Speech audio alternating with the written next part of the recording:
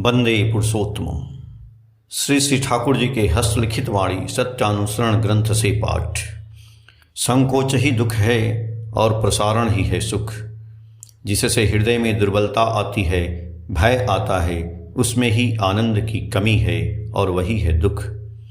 चाह की अप्राप्ति ही है दुख।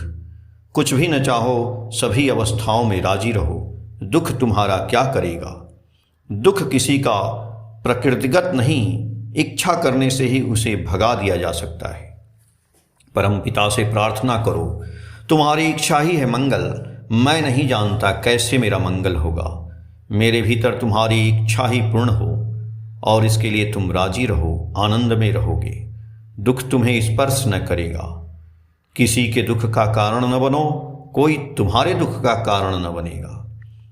दुख भी एक प्रकार का भाव है, सुख भी एक प्रकार का भाव है।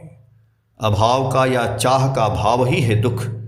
तुम दुनिया के लिए 1000 करके भी दुख को दूर नहीं कर सकते, जब तक तुम हृदय से उस अभाव के भाव को निकाल नहीं लेते, और धर्म ही उसे कर सकता है। यदि साधना में उन्नति लाभ करना चाहते हो तो कपटता त्यागो।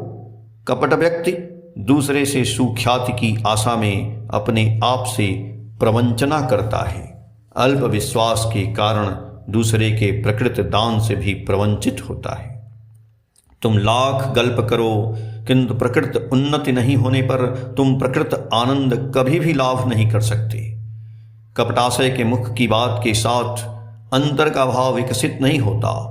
इसी से आनंद की बात में भी मुख पर नीरसता के चिन्ह दृष्ट होते हैं। कारण मुंह खोलने से होता ही क्या है। हृदय में भाव की स्फूर्ति नहीं होती। अमृतमय जल कपटी के लिए तिक्त लवणमय होता है। तट पर जाकर भी उसकी तृष्णा निवारित नहीं होती। सरल व्यक्ति ऊर्ध्व दृष्टि संपन्न चातक के समान होता है।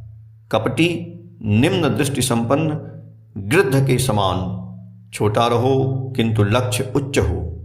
बड़ा एवं उच्च होकर निम्न दृष्टि संपन्न गृध्र के समान होने से लाभ ही क्या है। कपटी मत बनो, अपने को न ठगो और दूसरे को भी न ठगो। पेज संख्या 14, 15, 16 से। जय गुरु।